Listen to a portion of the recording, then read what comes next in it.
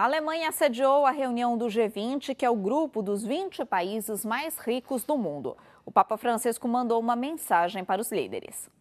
Continuando uma tradição iniciada por Bento XVI em 2009, o Papa Francisco enviou uma mensagem ao G20, dirigida à chanceler alemã Angela Merkel, para as autoridades das principais economias mundial da América e da União Europeia.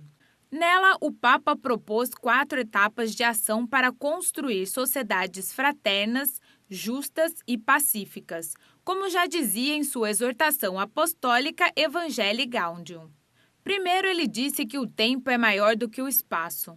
Ele afirmou que, embora não haja soluções completamente abrangentes, líderes mundiais em todas as fases da promulgação das medidas políticas precisam dar prioridade absoluta aos pobres, aos refugiados, aos que sofrem e aos excluídos, sem distinção de nação, raça, religião ou cultura, e devem rejeitar os conflitos armados. Ele sublinhou o fato de que a unidade prevalece sobre o conflito e o objetivo do G20 deve ser reduzir o conflito e o ódio.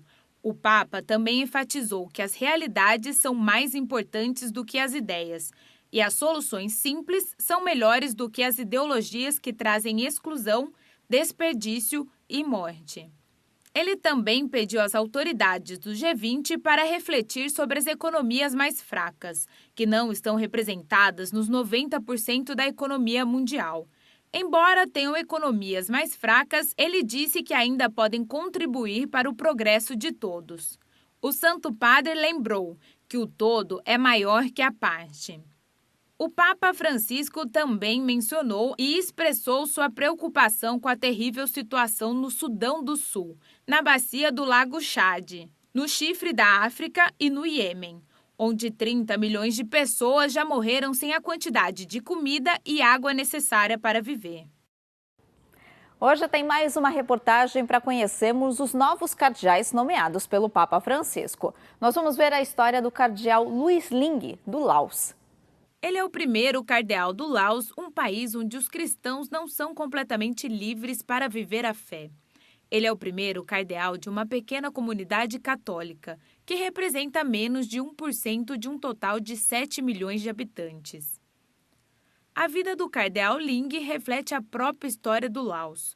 O país esteve em guerra civil entre 1963 e 1975, um conflito que culminou com a imposição do regime comunista. Ele foi ordenado padre em 1972 em um campo de refugiados. Depois, o regime comunista o manteve preso por 3 anos, de 1984 a 1987, pelo crime de falar sobre Jesus Cristo. Agora, mais de 30 anos depois, ele consegue falar sobre isso com um pequeno sorriso nos lábios. Foi bom para mim, é como um novo noviciado.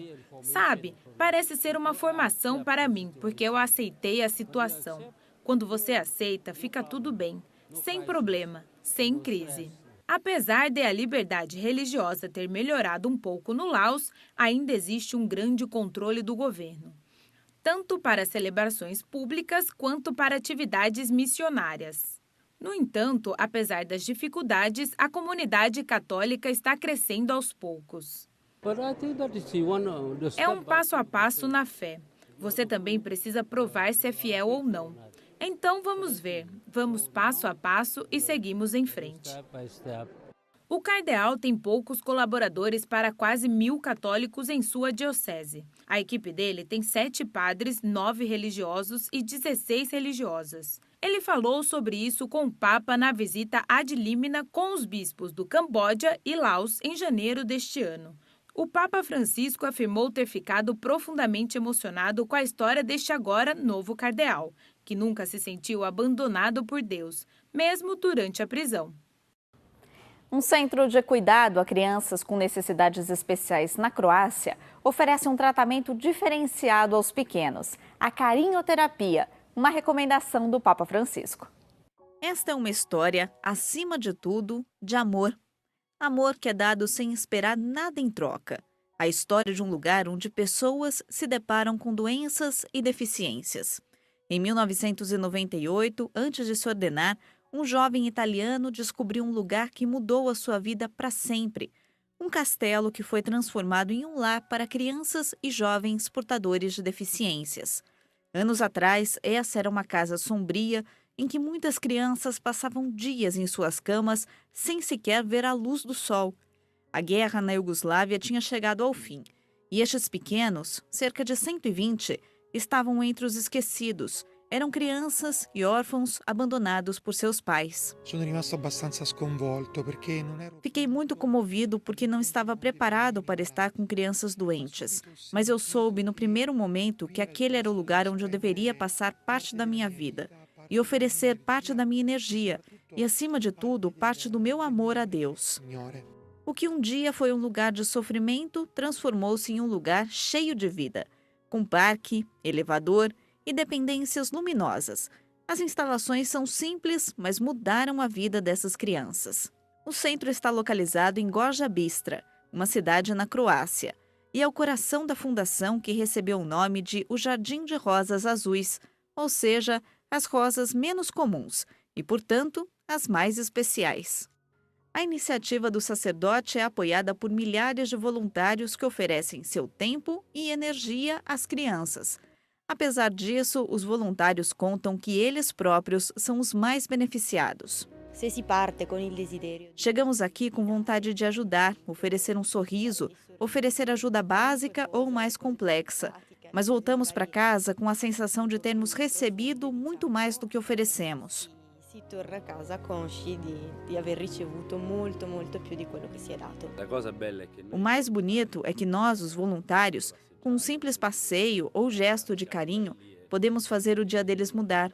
Gorja é hoje um lugar para se viver. Não há palavras para descrever o que se sente ao conhecer as crianças desse hospital. Mais de 10 mil voluntários já passaram pelo centro. Eles vêm não somente da Itália, mas também da Suíça, Espanha e da Bósnia e Herzegovina. Muitos passam pela mesma experiência ao fazer sorrir esses pequenos, que precisam de tanto amor. Essas crianças têm algo mágico que te envolve e te faz voltar aqui. Graças ao abraço de uma criança, um simples carinho ou sorriso, esses voluntários descobrem o essencial da vida, aquilo que muitas vezes não nos damos conta no dia a dia. Aqui se põe em prática a carinhoterapia, máxima recomendada pelo Papa Francisco, na qual o amor é, sem dúvida, o melhor dos tratamentos. Você vai ver a seguir uma exposição em Roma e um exemplo de um padre que usa o alimento para falar de fé. Até já!